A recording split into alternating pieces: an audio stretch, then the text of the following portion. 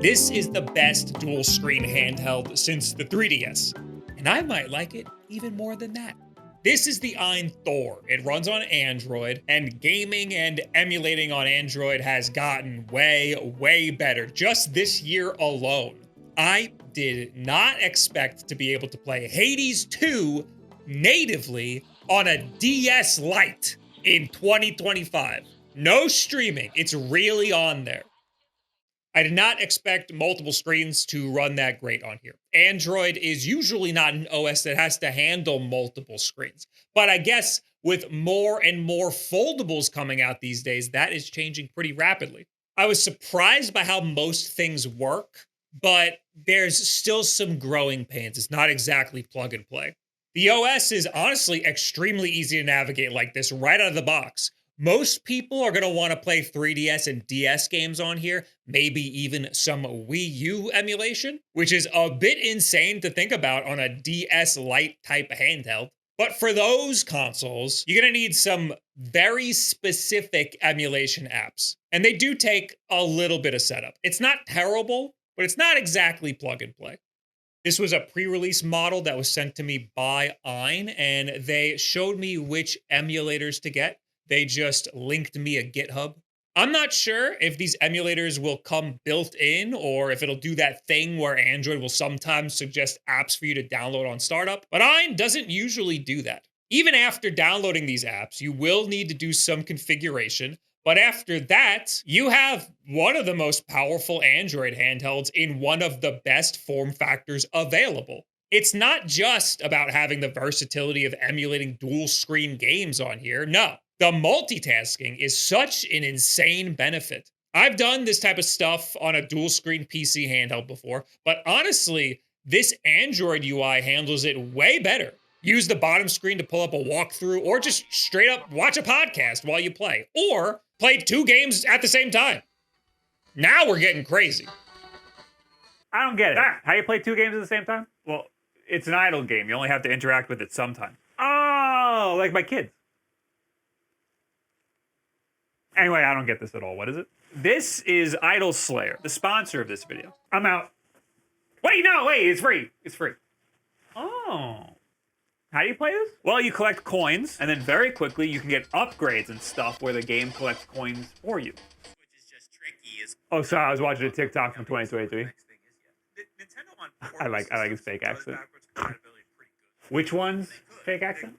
They Yep. could. So saying that the Switch is just tricky is kind of a way to thought that will be done. Idle Slayer was made by just one guy and has over 10 million downloads already. It's got a massive skill tree, over 600 achievements, 700 upgrades, 200 quests, and more. I was just trying it out to see if I wanted to do a sponsorship, and I got sucked into it because it has crossplay between iOS, Android, and Steam. So I can play on my couch, and then I can play on my computer while I'm queuing for another game. It's the ultimate multitask brain rot experience.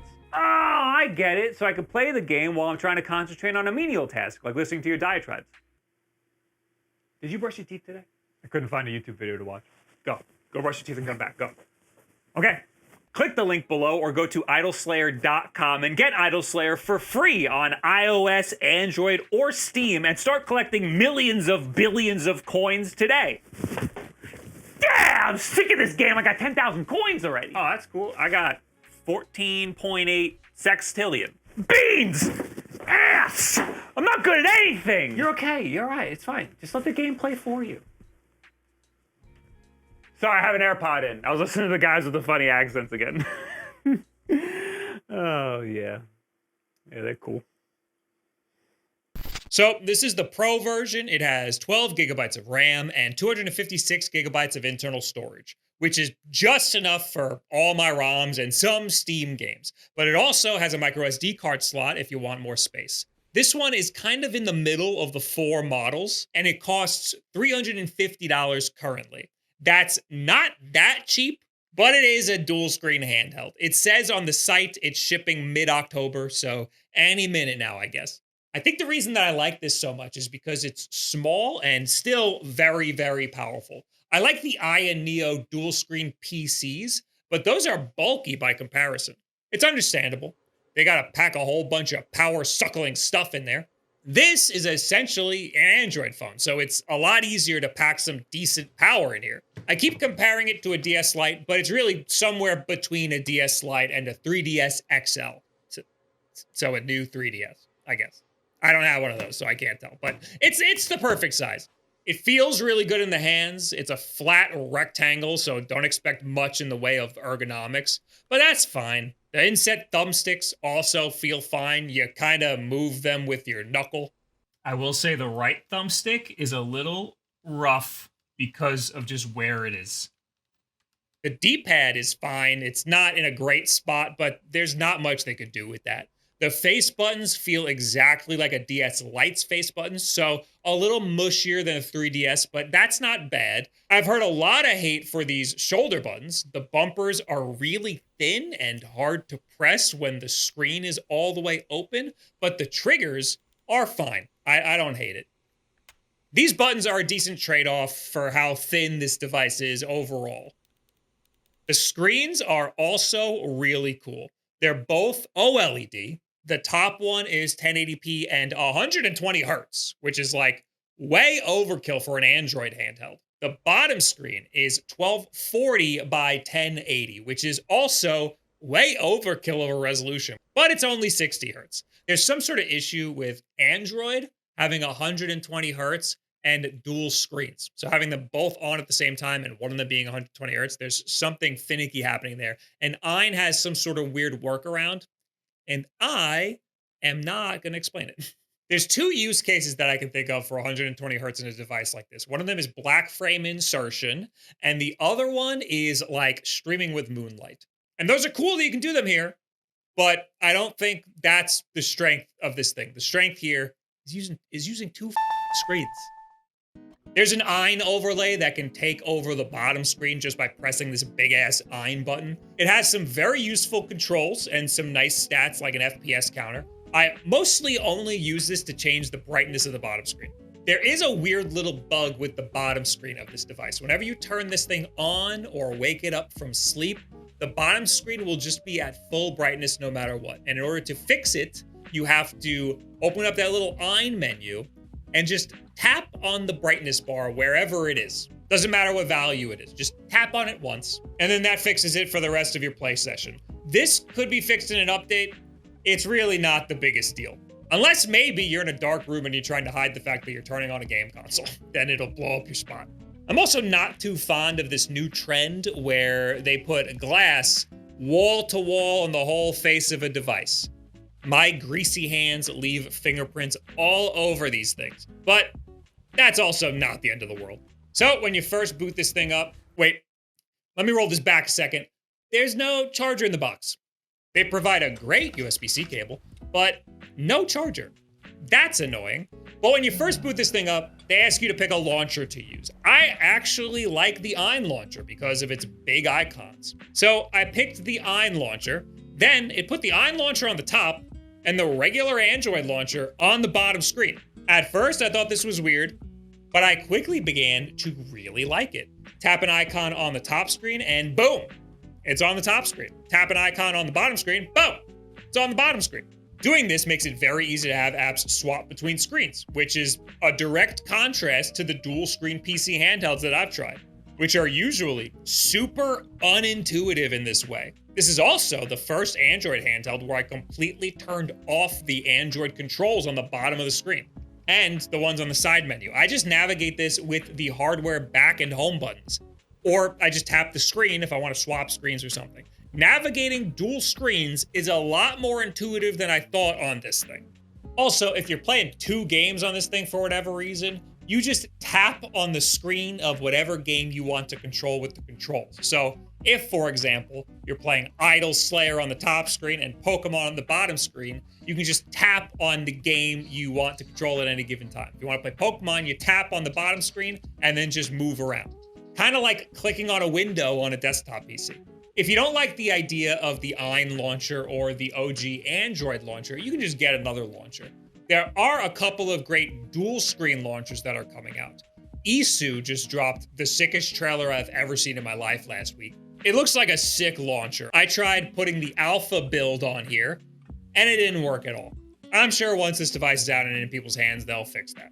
There's also Console Launcher by Like Itch. That one's really cool. It's got some Nintendo-style background music, but that's also in alpha, and it can't launch any of my ROMs because it doesn't support any of the apps that I have. So, again, I'm sure it'll be updated once this thing is out and in the developer's hands. I'm personally fine with the original launchers. I like having all of the icons big and right here, and I know which one of these corresponds to which game. So if I want to play Nintendo Switch games, I click on this guy, that's Eden, and I click on it again because I did it wrong. And all my games right there. Let's go back and let's try Melon DS for DS games. And God, I gotta click it a million times. There they are. So I know how to get into each one of my libraries. I have Azahar for 3DS, Melon DS for DS, Eden for Nintendo Switch, and Simu for Wii U. And you need very specific builds of all of these different emulators to work with dual screen. Sapphire Rodonite has a list pinned over there on their GitHub. These emulators are not too hard to set up, but they do take some setup. Azahar wasn't too bad. Make sure you're launching all these dual screen apps from the top screen. That was my first mistake. The initial setup's simple enough. Just add your ROMs folder, then set the secondary display to bottom screen only. Also, set your controls. I left the device set to the Xbox layout, which gets confusing, but that's usually the best way to interact with these emulators. Games on Azahar just sort of work. It only works with decrypted ROMs. Sometimes to decrypt ROMs, all you have to do is just rename the file, change .3ds to .cci. The performance of Azahar is very good. I did get some stuttering in Kirby, but that game is a pretty heavy 3DS game. I tweaked some settings, but the most help I received was just switching the rendering mode from OpenGL to Vulkan. Also, I added a graphics firmware, but I'll talk about that when I talk about Eden, the Switch emulator. So let's talk about Eden, the Switch emulator. Super Mario Odyssey! This is actually the first time that I've used Eden. I've been using the same old build of Yuzu for like over a year now. Eden runs really, really good. This is the best Switch emulation I've ever experienced. It's probably not just the device that I'm using. It's probably just that Switch emulation has gotten so advanced since the closure of Yuzu. The setup of Eden is a lot like Yuzu, because it's a spin-off of Yuzu. Put your prod keys and your firmware in and whatever. The one really cool feature of Eden is when you go over to the settings and try to switch the GPU firmware. There's an option to download one, which makes things way easier. No need to troll through GitHubs. Just pick the best one from here. I used this Mr. Purple firmware, and it immediately fixed Super Mario Odyssey for me. Before, it was just a gray blob. Now, it runs pretty much flawlessly. I then used this firmware for everything that would allow it. I just pulled it straight out of the Eden folder, and that kind of fixed 3DS emulation for me and made Kirby run slightly better.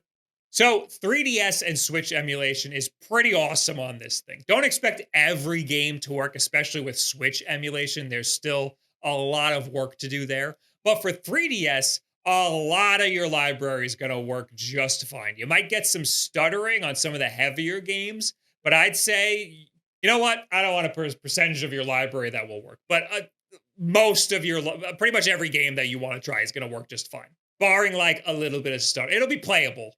I'm really not selling this. Every 3DS game you're going to throw at this is going to be just fine for the most part. If you don't want your Pokemon Sun to skip a frame every once in a while, get a 3DS. I don't know what to tell you. DS emulation with Melon DS is also great, but this was probably the most annoying to configure. I spent a really, really long time in the settings trying to move the screens around. The settings are very unintuitive. For the top screen, I did a custom layout where the top screen is the same width as the bottom screen. But in order to do that, you have to move these sliders and just kind of do the best you can. You can forget integer scaling because you can't type in the pixel count. For the bottom screen, set the external display to bottom screen. But then it's stretched horizontally and not good. You have to now go to the quick menu, a different menu. In the quick menu, you gotta check this one little box for Keep DS Aspect Ratio. This fixed everything for me. You could, of course, use a different layout. You can have the top screen be massive if you want. You can just leave the bottom screen stretched if you want. But I found it looked best to have the top screen as close to the bottom screen as possible, and to have the bottom screen a regular, not stretched aspect ratio. I think this looks great. And the wall-to-wall glass and the OLED screen make it sort of look like this is how the screen is supposed to be. I typically don't mind playing dual screen games on a single screen device. I usually just have both screens right next to each other on that 16:9 screen. But having an actual dual screen handheld allows you to play certain games like Rhythm Heaven much easier. Just turn the device to the side and hold it like a book, and now you're good.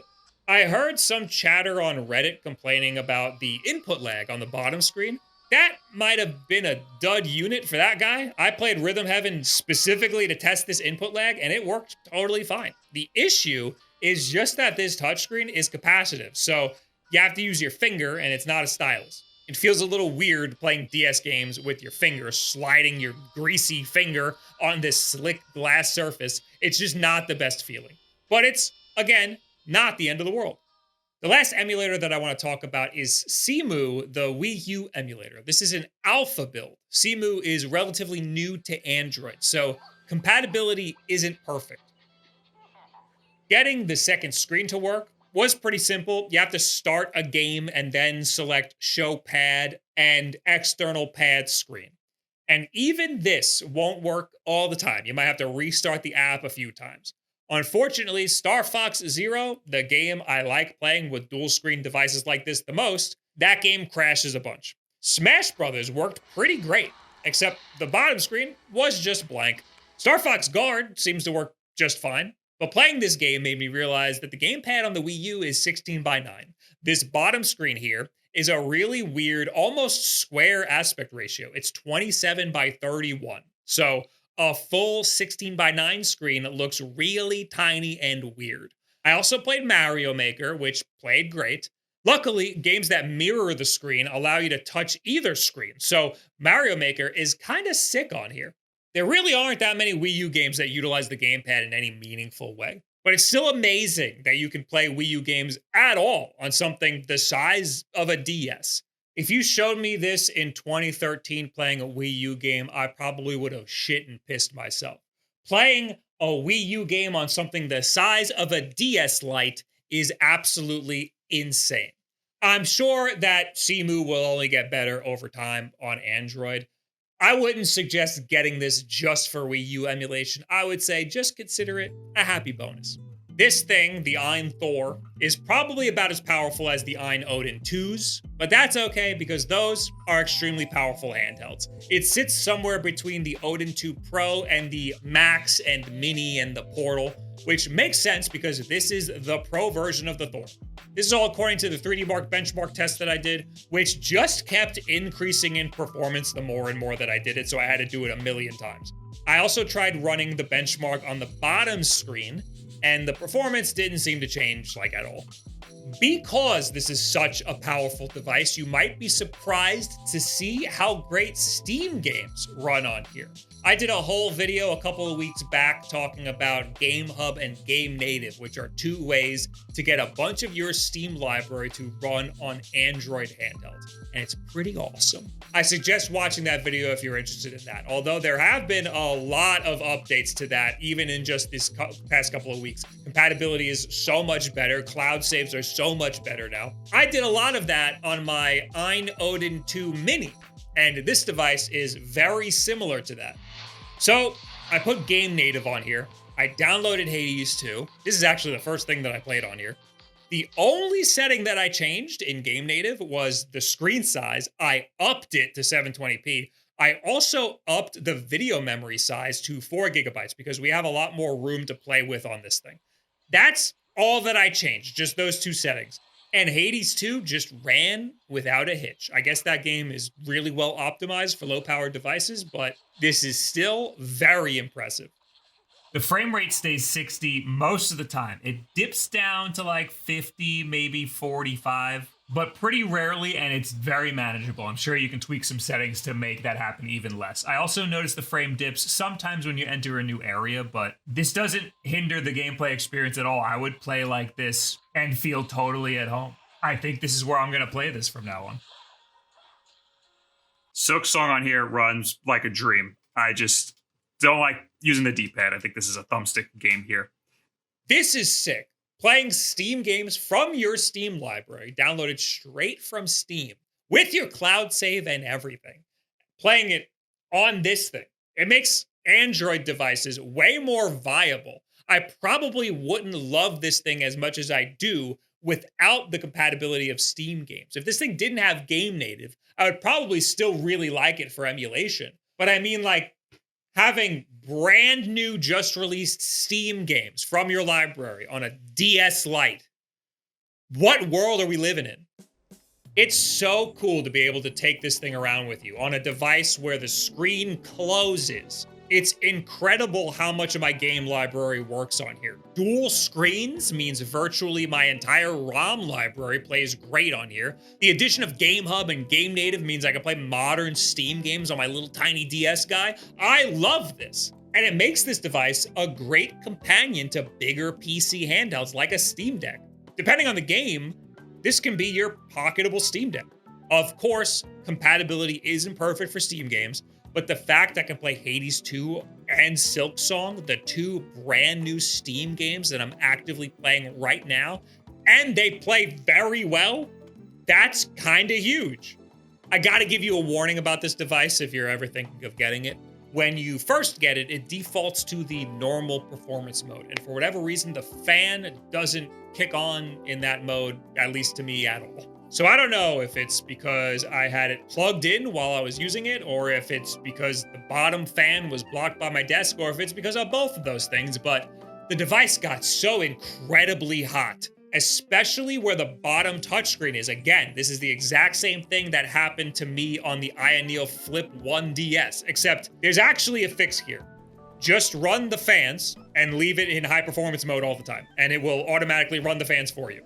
The fans aren't that loud, and it ran way, way cooler after this. It's not even warm to the touch. It's very cool.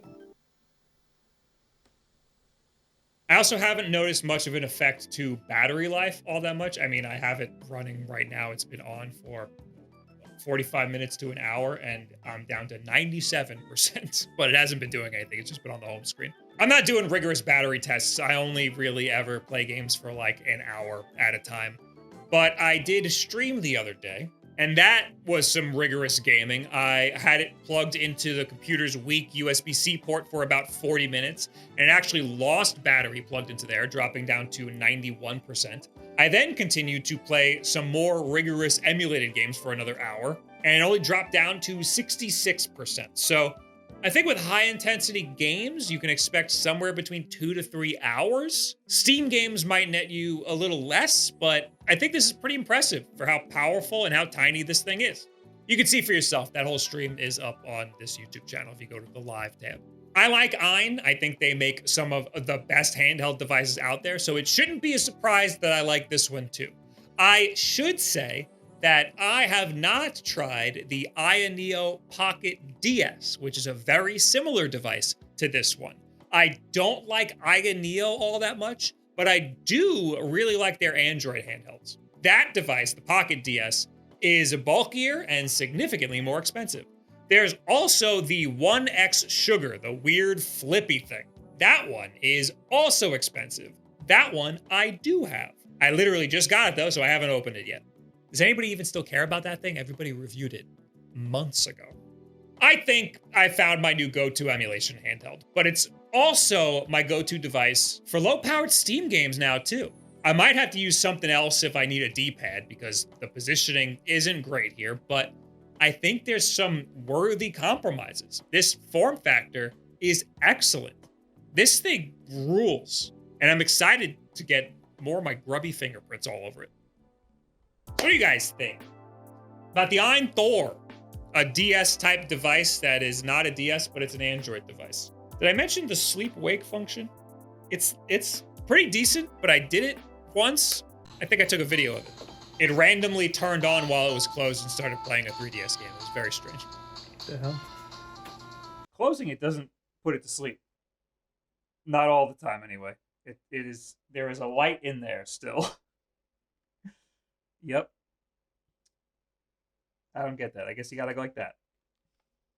Do you want a more premium 3DS that runs on Android? Leave it in the comments below. I mean, on Twitter, any and all this other social media garbage. Is there anything else I should be doing with this thing that would make my gaming life a little better? Hey, come to a live stream sometime. Twitch.tv/Wulff. Then we can talk about these things live. Thank you, Idol Slayer, for sponsoring this video. I have legitimately been playing a lot of Idol Slayer.